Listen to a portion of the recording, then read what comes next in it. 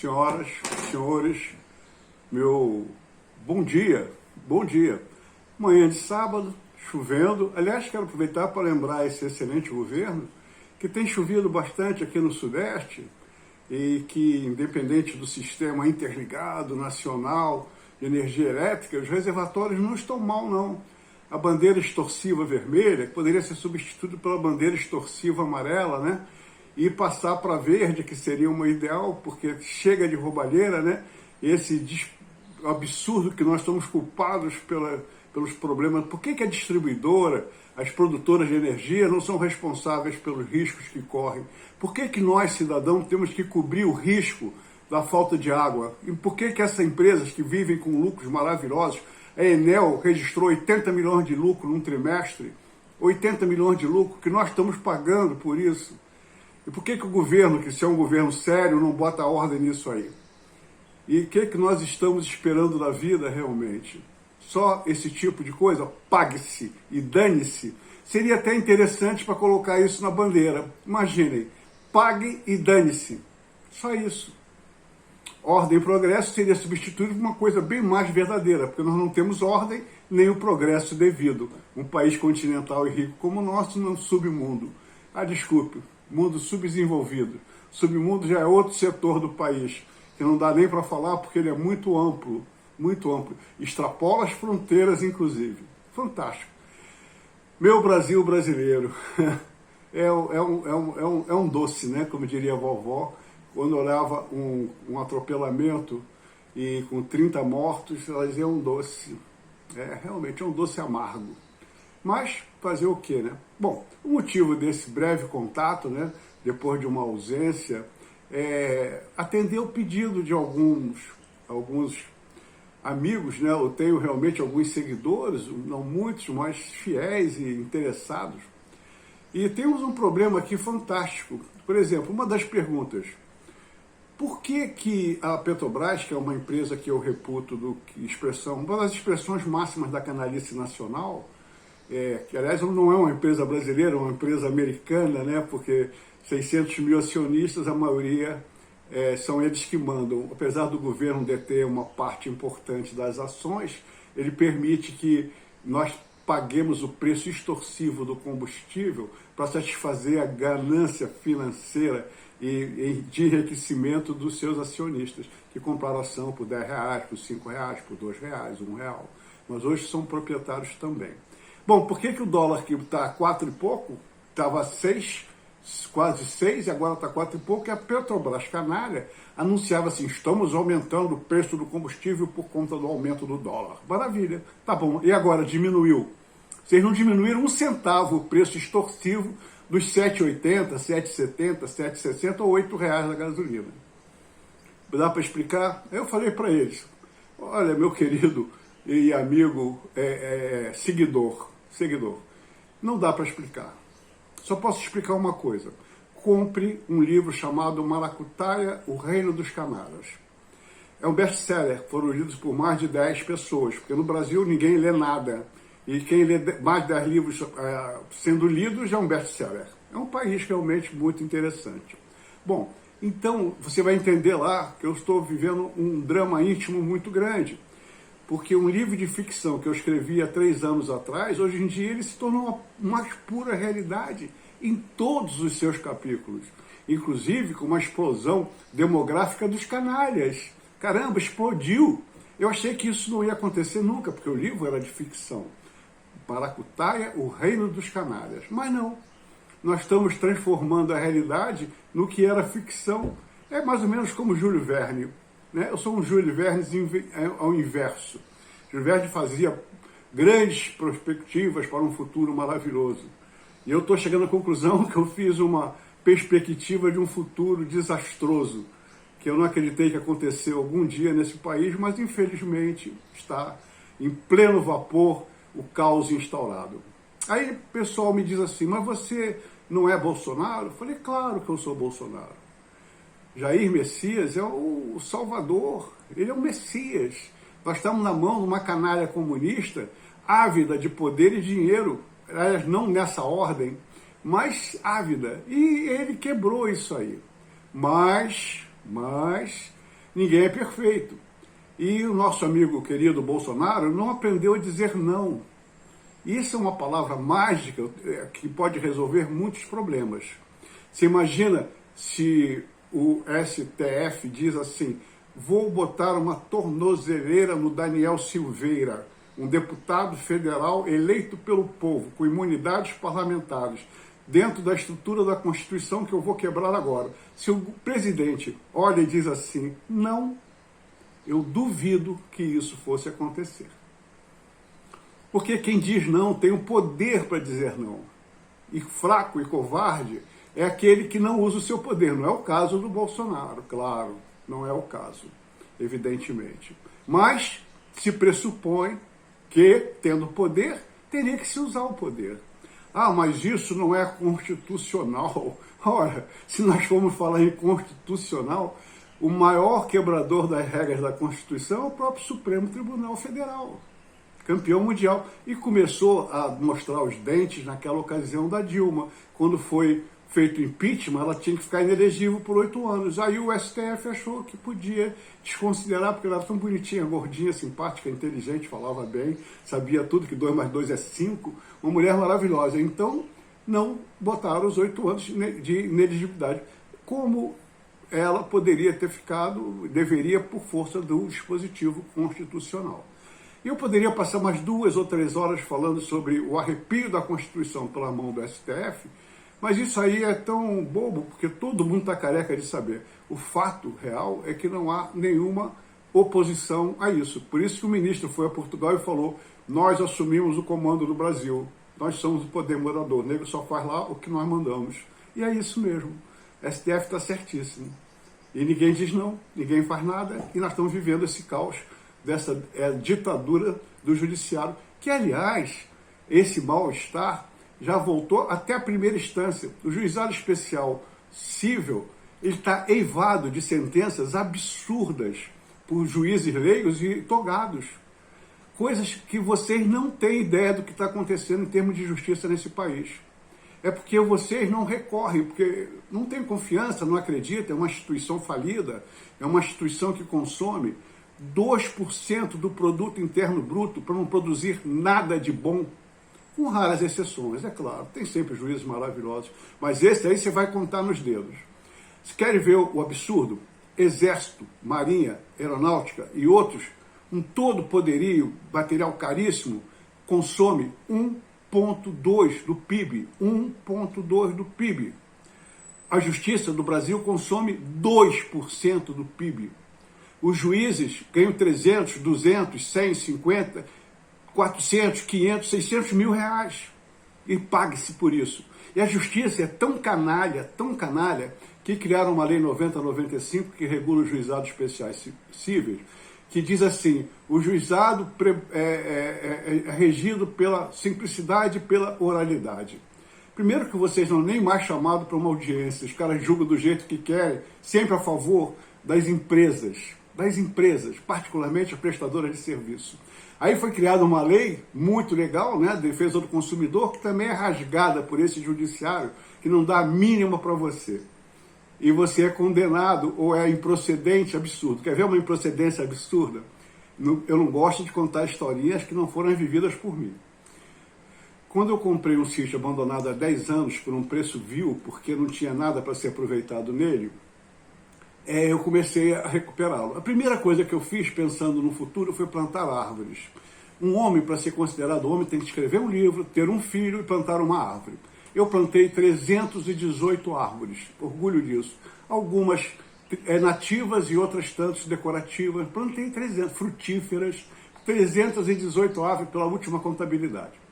Muitas dessas foram colocadas ao longo de um muro que cerca a propriedade, que eu já encontrei feita, mas plantei árvore. Qual que é o objetivo? Primeiro, plantar árvores. Segundo, decorativo.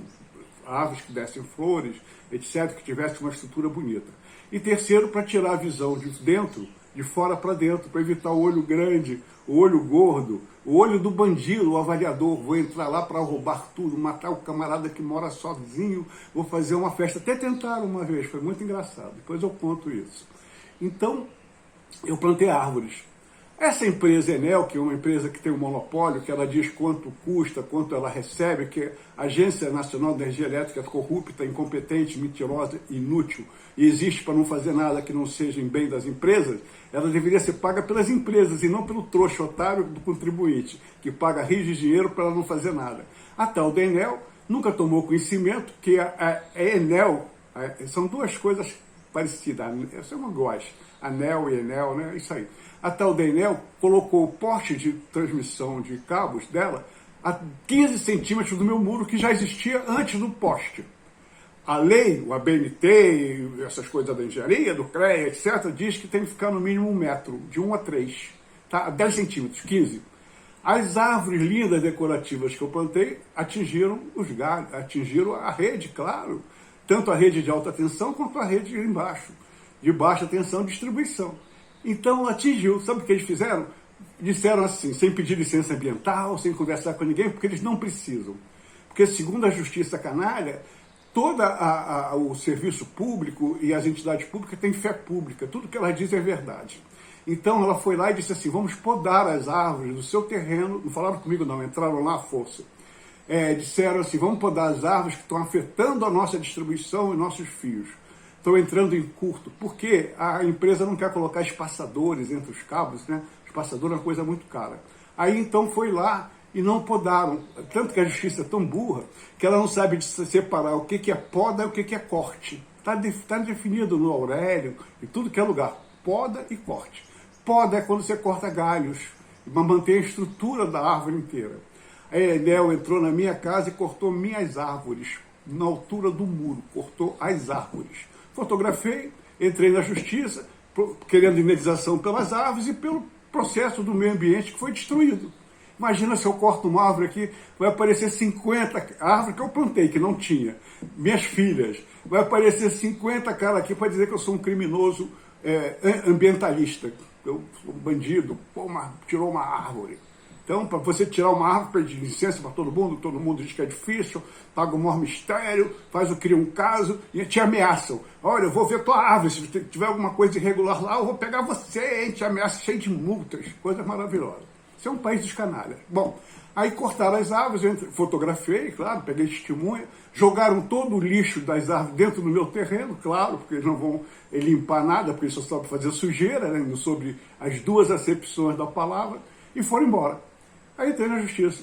Um juiz leigo disse assim, não, tá certo, coitadinha da empresa, só queria tirar os curtos-circuitos que você deu, minhas árvores são criminosas. Por que não prendeu as árvores, então? Agora, ninguém falou que a empresa cortou, demoliu, colocou e estava tudo documentado na própria ação. Olha ali, a ABNT diz que ela não pode ter o porte encostado no meu muro, que ela botou. E aí foi dado. E o juiz togado vai e homologa, que é mais estarrecedor ainda. Eu estou contando esse casinho, mas eu tenho experiência vivida de uns 10 ou 15 ou 20 de decisões semelhantes. Estou contando essa historinha para dizer para vocês que o judiciário tem que sofrer uma profunda reformulação, profundíssima. E de onde viria isso? De uma nova Constituinte. Dessa Constituição, que já tem 136 emendas. Meus amigos, ela tem 241 artigos, dos quais 136 foram emendados. E como é que vocês podem imaginar um país ser governado por uma Constituição, Carta Magna, que tem 136 emendas? Significa que ela era uma porcaria. E o que é pior, emenda é farrapo, é como calça de festa junina. É uma calça cheia de buraco que você usa e bota pano de tudo que é jeito para ficar bonitinha e fingir que tá boa. Exatamente o que fizeram com a Constituição nossa. E o que é pior de tudo, que me deixa mais traumatizado, estressado, escandalizado, mortificado e tantos ados por aí, é que, infelizmente, o governo que tinha que dizer não para tudo isso não diz. E não pede, não exige, com apoio popular brutal, com pesquisas honestas. A desonesta ele está perdendo, com 70%, 68% de aprovação do público, pelo bom, porque está um negócio cheio de boas intenções, mas bem intencionado, o inferno está cheio. Bem intencionados. Não adianta ser bem intencionado, temos que fazer as coisas. E fazer as coisas requer, entre outros atributos, coragem moral. Coragem moral. Perguntem se foi fácil para os nossos generais em 61, chegar e dizer assim para o Jango Goulart, vice-presidente de um presidente enlouquecido, totalmente pirado, que deu uma medalha imensa do Cruzeiro do Sul para Che Guevara, dizer assim, você não vai assumir o governo porque você é comunista safado. E os generais falaram isso. E o povo bateu palmas. E o tal do Jango Goulart entrou no regime que não era presidencialista, né? Entrou no regime no qual o Congresso era que mandava, ele era mais uma figura decorativa, até o momento que deu um pequeno golpe e passou a ser presidente, e aí aconteceu o que aconteceu em 64, poucos anos depois. História do Brasil é fantástica. E eu estou perguntando o seguinte, será que esses generais morreram, faleceram, deixaram alguns herdeiros? Será que tem alguém? Aqueles mesmos de 64, será que tem alguma remanescente da coragem deles de fazer coisas? Só disseram não. No lance do Jango não mexeram um cabo e 2 soldados. Não mexeram nada, só disseram não. E ficou resolvido. E por que nós perdemos a capacidade de dizer não? Alguns dirão, eu não concordo, eu acho um absurdo, não é o caso. Falta de coragem moral, falta de apoio da população. O 7 de setembro está aí para dizer que o apoio existia. Então está faltando o quê? Isso é uma pergunta que merece grau 10. Se respondida, né? Então, meus amigos e minhas amigas, eu estou aqui tentando lembrar que nós estamos vivendo um momento em que o país perdeu a alegria. Não é porque viu o preço da cenoura a R$14, o tomate a 13, a maçã argentina a 16, a um abacaxi a 8,90, né? O arroz a R$25 o quilo. Não, desculpe, a saca de 5 quilos, né? Custava 13, 14, dobrou. Mas eu gosto de queijos. Queijos são maravilhosos. Queijos nacionais. Eu não gosto muito de queijo importado, que eu acho que tem muita casca e pouco queijo, ou muito furo e pouco queijo. Ainda bem que o furo não é pesado. Agora deve ter algum político pensando em fazer cobrar o queijo por número de furos. Esse furo aqui custa grande, R$2, aquele furo menor é R$1. 10 furos, é como a gasolina. Agora eu chego no posto e digo assim, me bote 40 segundos de gasolina. O cara, pum, corta. Aí eu vou ver, R$180. Eu falei, obrigado, vamos embora. Cartão de crédito. Obrigado, vamos embora. Então esse é o país que nós estamos vivenciando.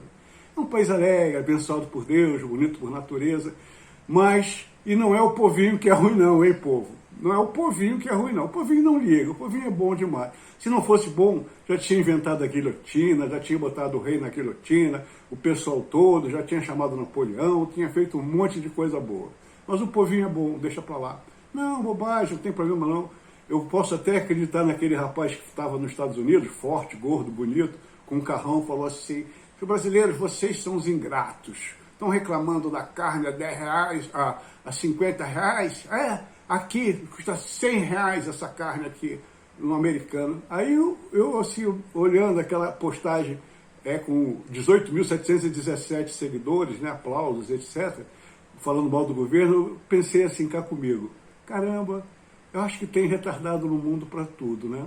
Esse cidadão tão esclarecedor se lembrou que aqui o salário mínimo é R$1.200, dá para comprar somente tantos quilos de carne, e lá, qual é o salário mínimo? $4.000, a $80 a hora de trabalho, a $18 a hora de trabalho, né? R$54, dá 400 por dia, né? Por mês dá R$12.000, salário mínimo de R$12.000, lá em torno disso, ele pode comprar carne a R$100.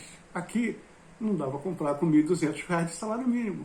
É um pequeno detalhe, assim, eles falam em euros, então, eu vi um idiota falando assim, porque a gasolina aqui na Bélgica está R$10, R$12. Tá, na Bélgica o salário mínimo deles são €1.200.